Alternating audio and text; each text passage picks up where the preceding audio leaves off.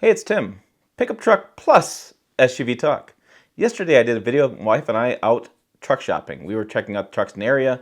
We plan on buying a new truck, and I plan on buying a truck to use for this channel for comparisons and things like that, and to kind of give you guys some real life experience owning a truck, like what I'm going to buy. Yes, it's all good stuff. But in that video I mentioned that it's going to be a business decision as well as, our decision and maybe your input on what truck we end up buying.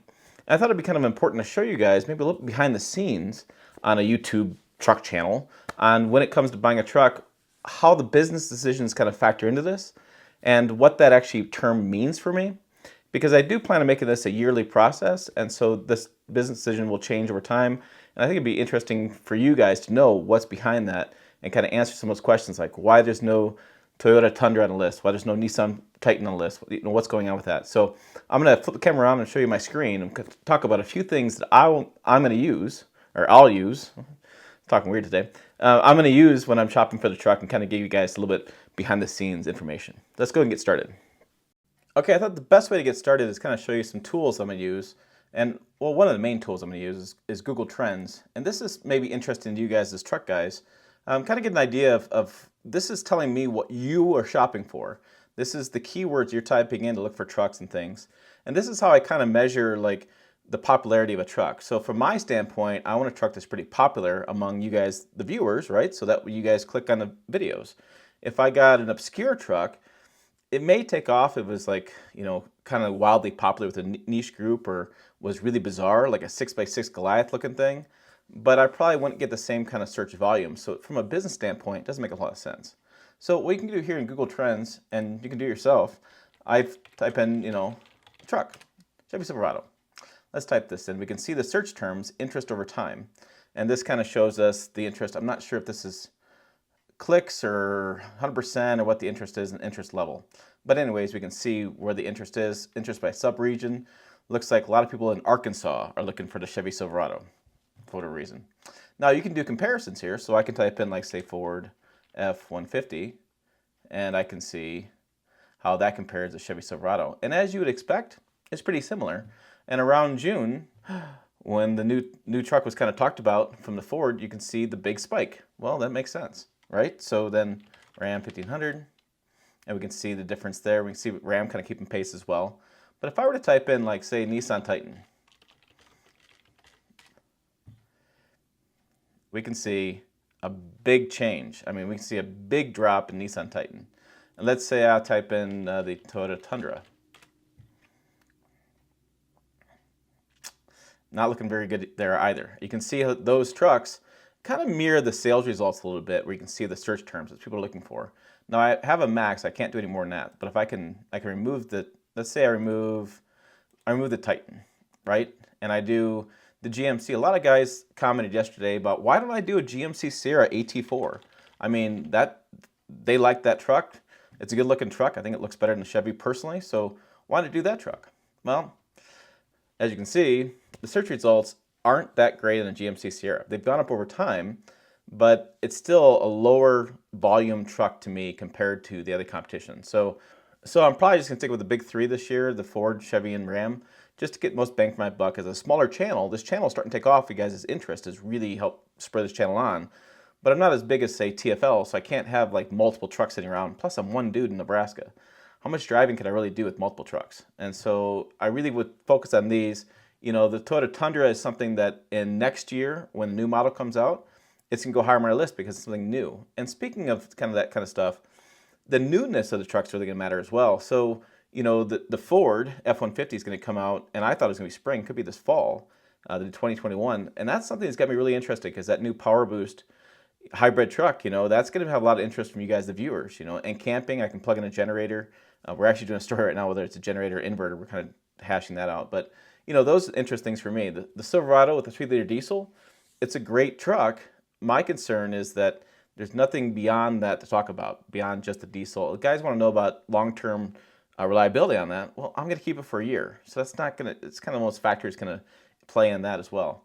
And then what I do is I take this information and kind of give me an idea. Okay, now when I go on the back end of my channel, I look at the dashboard, the studio they call it, and I look at the videos I put out on different types of trucks, and I'm curious to see what you guys are actually watching, because there's some really interesting things going on. So let's say I just happen to have Chevy Silverado open. I have Chevy and Ford all together, but let's start Chevy Silverado.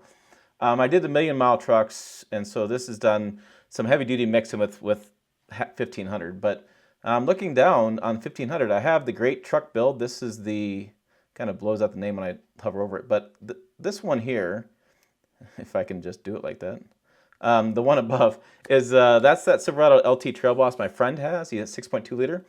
And we were talking the other day, he's going to come by in another couple months and do an update on that. So I really already have a Chevy Silverado LT Trail Boss that I'm basically using already as a review vehicle, because like I said, I'm going to check with my friend on that. I have another Duramax diesel, which is the one above that. I have two Duramax diesels in a row, that 3 liter. So I've had two of those videos, and those videos have done pretty well. 65,000, 54,000 views, or 64,000, 65, about that range. And I have a Silverado with a 2.7 liter turbo and LT version as well. So I have a pretty good assortment here of different diesel videos and Silverado videos with different engines. I have the 6.2, I have the 3.0, and I have the 2.7. So the one I really don't have is a 5.3. So that'd be something I would probably think about if I were to buy a Silverado, because I already have the diesel quite a bit. And I did another video on the diesel. I want to pull up over here.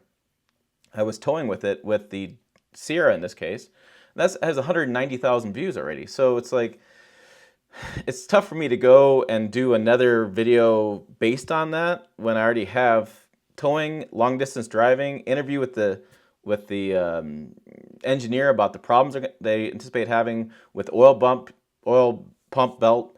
People have a really issue with the wet belt, so I did an interview with that. So I feel like I covered that pretty well. And then I look at, say, what's next? I look at Ford, and at the Ford F-150. So I have Brian Finn, my friend, who he complained a bit in this video, but that's okay. He had some problems with his 2020 F-150, and so we had 30-day checkup with that. I interviewed him when he bought it brand new, so I kind of have a 2.7 kind of covered. I did a video on the hybrid, and look at that. The views are about 65,000, or 64,000, I should say. I keep rounding up for some reason.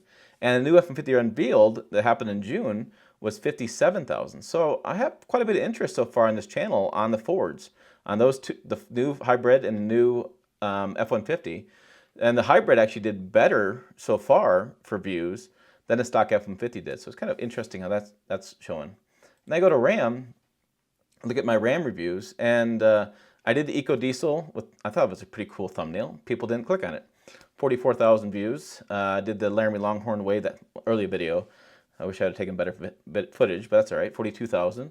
Ram Rebel, playing with the off-road, playing in the dirt with that. I had 26,000 views. I didn't really get much traction there. And I had the update for the new EcoDiesel in 2020, 11,000 views. The 2021 Ram Changes Uncovered was like 48,000 views. And basically the biggest video there is, are they reliable, which is always a big question with Ram trucks. And so it's kind of one of those things where it's like, you guys aren't really watching Ram very much. And while my wife and I like the Burgundy Laramie that we saw that other day, I'm not getting a whole lot of traction. That truck actually now is a couple years old, so it's not new. The audience on this channel is not really watching Ram trucks, and there's nothing really as far as trending. It's trending fairly high, but there's not really a big driving force behind that truck. Looking at the numbers really between Chevy and Ford, I mean, it really kind of leans me to be more in the Ford camp with the F-150 hybrid based on this information. Now we have to check out pricing and see what deal we're going to get, stuff like that. But that's kind of the business decision behind the scenes on what I'm looking at as far as when I buy a truck and as a channel. And then I also, I'm a TFL truck kind of YouTube. I watch those channels, and so if you look at like TFL truck, you'll see my search. I do a lot of joke stuff.